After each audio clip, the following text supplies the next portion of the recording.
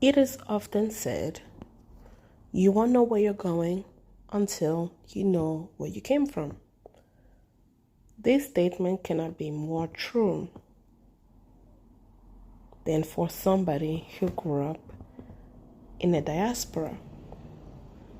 I had a friend who told me, have you ever been to the Congo?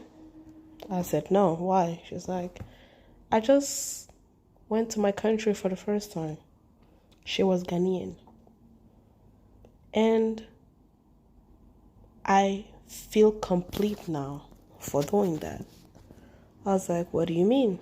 She said, there's something about going back to where you came from that makes your life have a meaning. Because we sometimes walk around, not know what we're doing, not know how we feel, because we have not had the experience or the journey of going back home. And sometimes going back home can be a geographical location, or it can be looking at your family history, or it can be self-evaluation. But for somebody who grew up in a diaspora, like me, I understood what she meant. As a Congolese girl, I've always been in tune with my Congoleseness. But lately, I have been feeling like, I may not be that much. I may not be the same type of level of Congoleseness as I pride myself to be. And that is an interesting thought to think about, because I've never been to the Congo. My Congolese identity was created through my parents, was created through learning history. And sometimes, especially for us Africans, our history are sometimes told in a different cultural perspective. So what I can read on Google may not be the actual truth, because the person who's writing that may be a researcher, maybe somebody who has never lived in the Congo. And sometimes I'll read things and then I'll ask my parents about certain events.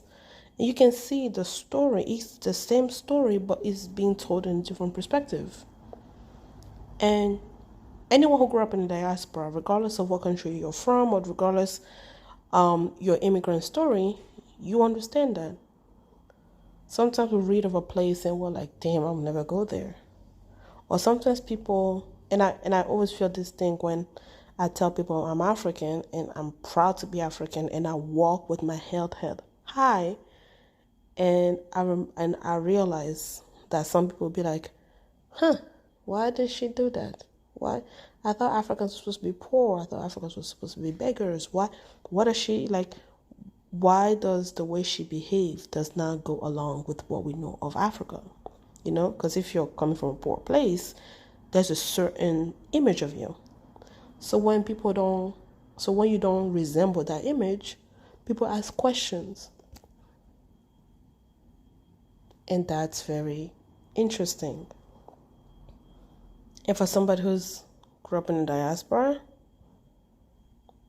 it is a tale of less time. That's why in this episode, I wanted to go back home. Not in a physical sense, but I wanted to start this journey by going back to recount Congolese history in a way that is multicultural, in the way that resembles my journey as a person, my journey as a multicultural kid,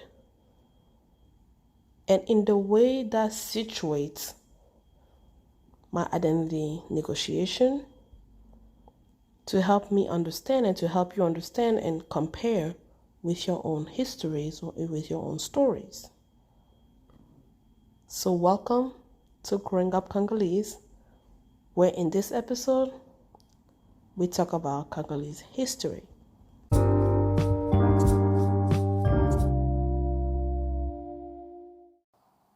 When it comes to history, especially African history, there's just a lot that we do not know. There's a lot of missing links. There's a lot of gaps. Even as Africans, we get our knowledge of ourselves from European perspective. So in this episode, I'm gonna kind of cover what is known out there, the folk tales that I've heard from my elders, my Congolese elders about Congolese history, and I will try to situate my life within this complex and complicated history. So let's begin by talking about the Democratic Republic of the Congo. So before it was called the Democratic Republic of the Congo has had several names. But we also gonna start with Kingdom Kongo. And Congo was spelled Kongo, Congo, as we'll pronounce in Lingala. We'll pronounce it Congo. And it was first settled by Central Africans 90,000 years ago around the Congo Basin or the Congo River, the mouth of the Congo River. And our Christopher Columbus is called Diego Cao. He was the first European from Portugal that discovered the Congo Basin, the Congo River, which separates the Republic of Congo and the present day known as the Democratic Republic of the Congo. The Democratic Republic of the Congo, or the Congo as it is preferably known, is the largest country in sub-Saharan Africa and the second largest in Africa after Algeria. It is rich in natural resources, one of the richest countries in natural resources. I believe in 2016 it was rated the richest. It was rated at to be valued at $26 trillion when it comes to natural resources. With all of its riches, it's still one of the poorest countries in the world. When you look at your phones, your computers, the electric cars that we are thinking about purchasing and spending billions and billions of dollars to build and implement, the materials come from the Congo. It is immense in biodiversity. 60% of the Congo is the equatorial forest. So 60% of the Congo is basically nature. It's basically hills, volcano. We have a volcano, Virunga. Yes. And the Congo Basin is the largest rainforest, the second largest rainforest after the Amazon. The Congo is 63 years old this year, 2023. It gained its independence from Belgium on June 30th, 1960. We're going to mention that a little bit more, but let's just go through some facts about the Congo. It is estimated to have 112 million people. It is the most populous francophone country in the world. And outside of France, French is widely spoken in the Congo. It is surrounded by 9 African countries. So Uganda, Tanzania, Rwanda, Burundi, Congo, Angola, and Uganda. Although it is 63 years old, it only had 5 presidents.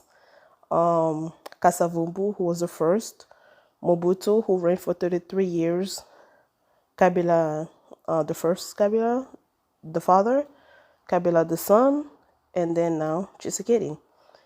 The Congo has 5. First of all, the official language is French, of course, but it has 5 national languages.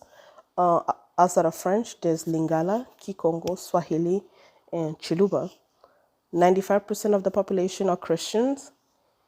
2.6% of the population practice traditional faith. 1.5% are Muslim, and the other are not affiliated with any religion. As I mentioned earlier, a lot of the history of the Congo or its inhabitants or the people who live there are hypothesized based on languages. There's a lot of vagueness, there's a lot of missing links. However, we know that the Kingdom Kongo had a lot of rulers. Within the territory, there was Kingdom Kongo, there was the Luanda kingdoms, who ruled in the 16th and 1700. Yeah. So let's talk about what most African countries' history start with, and that is colonization. So the Democratic Republic of the Congo was colonized by Belgium. In 1885, the Congo became a private property for King Leopold II of Belgium until 1908. Some articles say he founded the Congo, and other articles say he inherited it from European countries. The National Geographic states that he established the Congo Free State by brutally seizing it. So, depending on who you believe, that's that, right? So I think people sort of like distinguish colonization when it became a property of the Belgian state. So they kind of separate when it was a private property of Leopold versus when it became the property of the Belgian state. So that means that the Congo colonization period was actually higher than what most people think.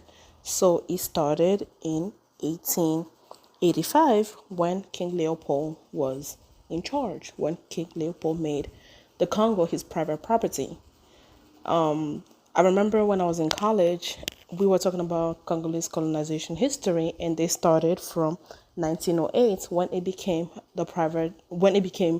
under the rule of the Belgian government. So, and it wasn't until I did my master's in Belgium, where I asked the question to my professor, and my Belgian professor said no, the dialogue in that space have changed, where they consider the time where Leopold used the Congo as his private territory as part of the colonial history from to Belgium towards the Congo.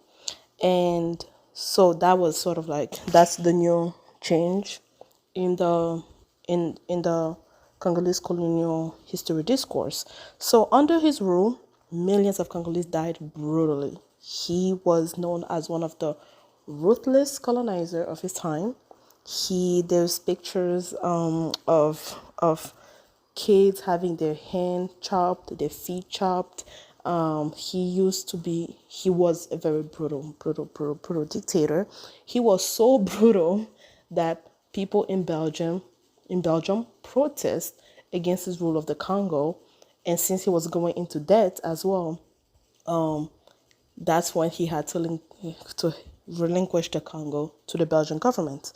But before he even went to debt, he made a lot of millions from the Congo. And one of the materials that they used to produce under his reign was rubber, which made him a lot of money. The Congo so while Leopold was in charge, it was called the Congo Free State. And under the rule of the Belgian government, it became to be known as Belgian Congo. In Belgian Congo, although there was less brutality, the Belgians were not friendly with the Congolese. The discourse of colonization in Africa and everywhere else has always been they went there to spread Christianity. They went there to spread the good word. They went there to save people from their savagery. They went there to save them from themselves. So the white savior complex has started centuries ago. So even today in Belgium, when I lived there 2 years ago, while we're studying post-colonialism, I had my Belgian counterpart really not know what the big deal about colonization was, because under the Belgian government, the colonial history is usually disguised as we were in the Congo to bring salvation, we were in the Congo to bring Jesus Christ. And even though there wasn't brutality like there was under King Leopold's reign, there was still injustice. Apartheid was happening everywhere. It's not just in South Africa. Whites were still superior. There were acts of um, of brutality. Policy were not in favor of black people. Black people were still considered inferior. Blacks and white could not mix. Mixed race children were taken away from their Congolese mothers. Fathers, Belgian fathers, some of them did not, most of them did not claim their children. We're going to talk about that one day because I was actually hoping to do my PhD on the lost generation of Belgium, which are the mixed race children from the colonial periods who were quote unquote kidnapped. Some were given willingly, but under false pretense.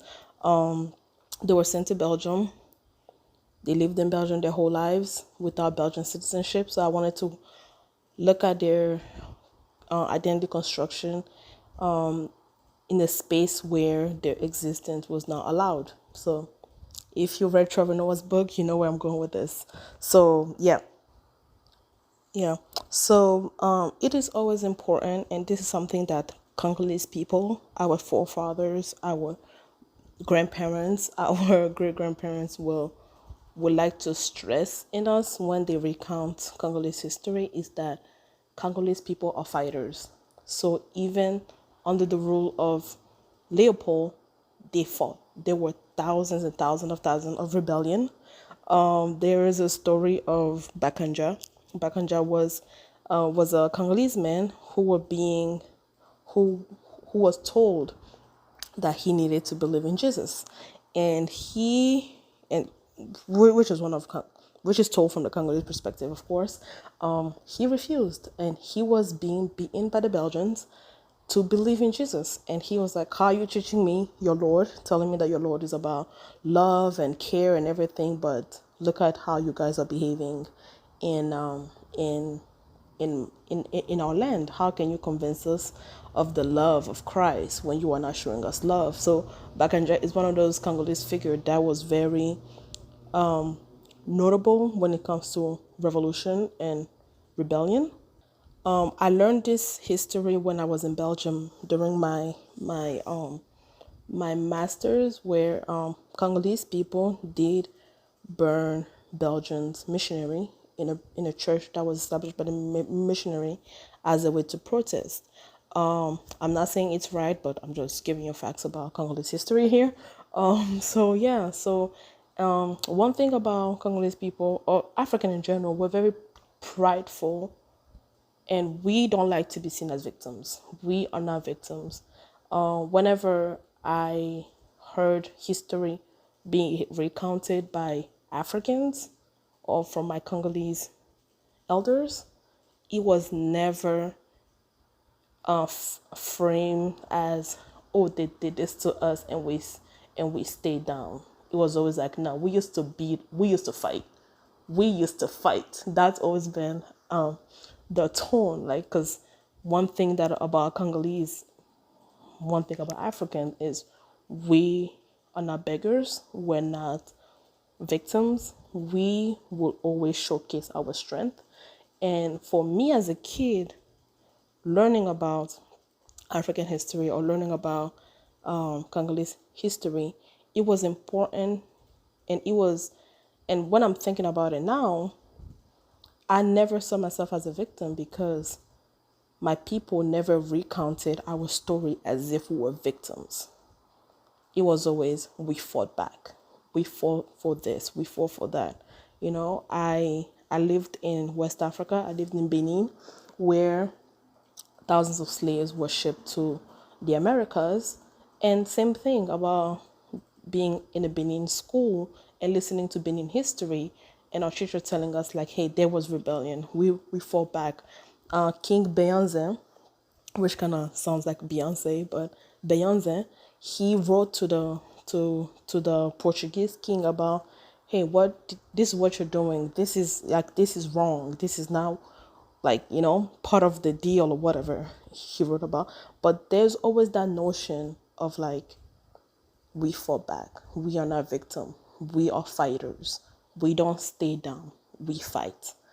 And now that I'm looking at it, that's the attitude that I've always carried with me. I've never looked at Africans, especially Congolese, as people who are victims.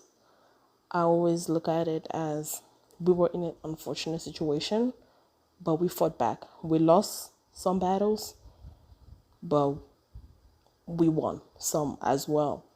So that's something that is so important that I've carried with me in my Congolese identity until today. So those are just the basic facts that I can give you about Congolese and Congolese culture. But let me just give you some personal anecdotes. Somebody asked me, what is it like to grow up Congolese? Oh my God, where do I start?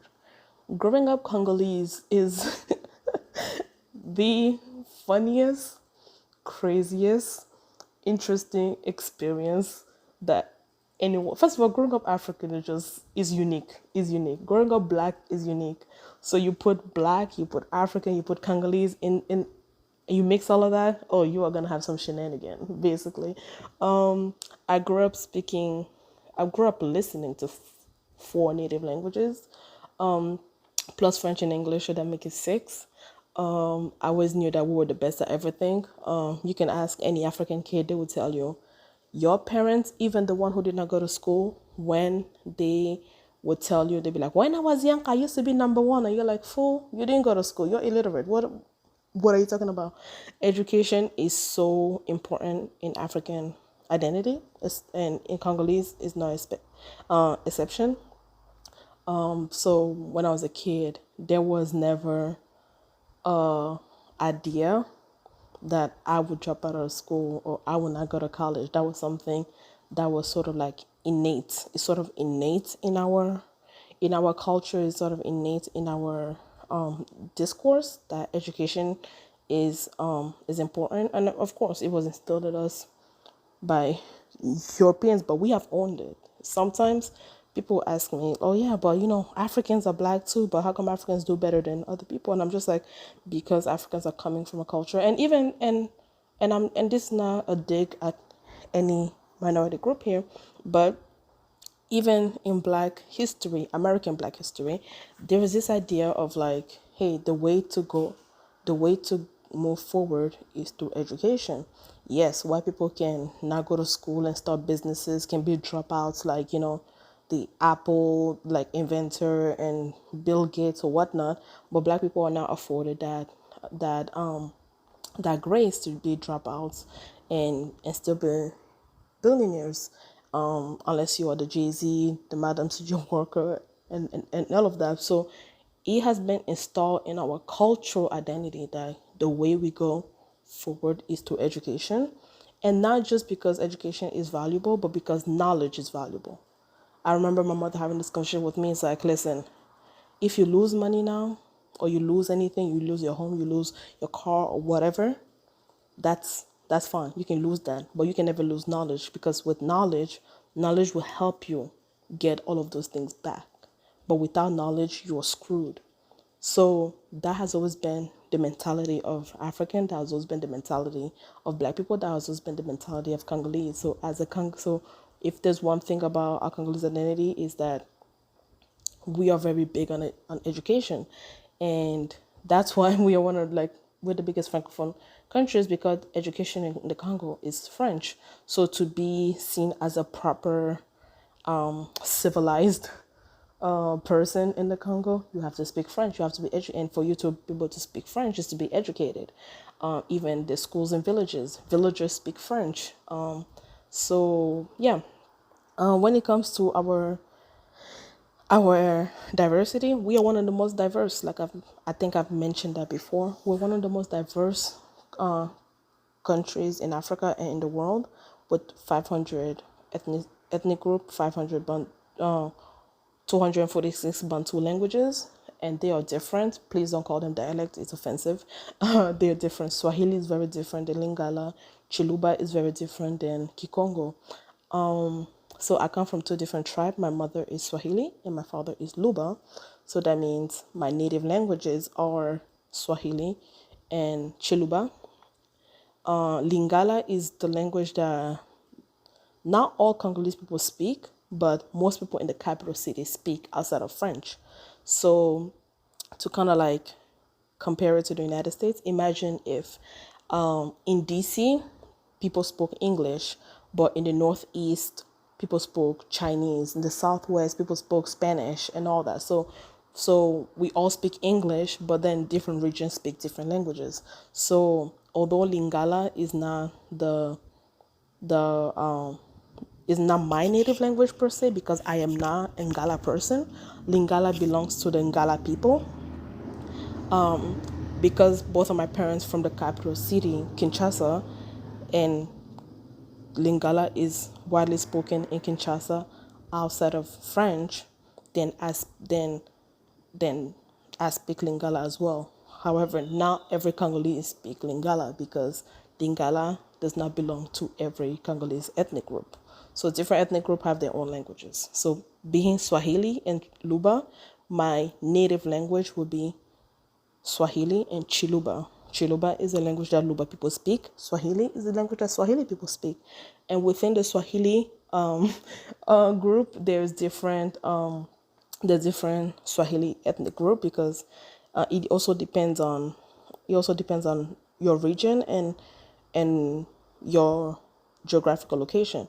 So my mother is from Katanga, and there's Swahili from the east of Congo, which sounds a little bit different as well. There's Swahili in other parts of the Congo that sounds a little bit different, but we understand each other. So within the Swahili group, there are small Swahili dialects. However, not every language in African or in the Congo are dialects. They are actually languages that they're highly different from one another. Swahili is not the same as Lingala. Lingala is not the same as Chiluba. Chiluba is not the same as Kikongo. And the four main languages, which is Lingala, Swahili, Chiluba, Kikongo, are actually based by the biggest region, if that makes sense. Whew, that was a lot of information. The other thing about the Congo that we should notice is like we're really big in art. Our music and our art is very important to us. I learned so much about our history through our music and through our art. It's something that we pride ourselves in. Our music is what, we have the Kofi Olomide, the Fali Pupa Afere, we have Héritier, we have Maître Gims, even though he's more, he has a more French pop sound, but he is Congolese. So Congolese music has been sort of like the sound, like it has been known as the sound of Africa. It has been from the first music from the first popular song that we had, which is Independence Cha Cha. We started it in the Congo, but it became the song for other African countries as they were fighting for their independence. One of our founding father, the father of democracy in the Congo, is Patrice Lumumba, who was assassinated by the Belgians. I don't know if I should call it a fun fact, but last year, Belgium decided to give us his tooth back. I don't know where they kept it. I don't know if it's actually his tooth, but yeah, that's what they decided to do. And right now, the Congo has been in a very interesting position because with the talks of reparation and with the knowledge of what actually happened during colonization, the new produced knowledge that we are learning, Belgium has been offering peace offerings, if I can call them that, or they recognized what they did in the Congo was wrong. I don't think they have apologized yet, but having the king talk about it and go to Africa, give some of our arts back, has been an effort from the Belgian government to kind of recognize its impact and influence in the Congo. Yeah, it was interesting for me to be a Congolese person with an American nationality in Belgium, studying development post-colonialism and looking at sort of like identity construction within the diaspora, since I am from the diaspora. So that was very interesting. But yeah, Congolese history is full of hurt. But if you ask a Congolese person, they will tell you, in a nutshell, Congolese are fighters. Congolese don't stay down. They laugh the loudest. They love hard. They're crazy most of the time. And half of the things that come out of our mouth is, if there was translation for the stuff that we say, we will be canceled as a country. So yeah, that's what I know about my history and how and that's how I find myself within the ambiguities, diversity, and history of the Congo. Thank you for listening. I'll talk to you later. Bye.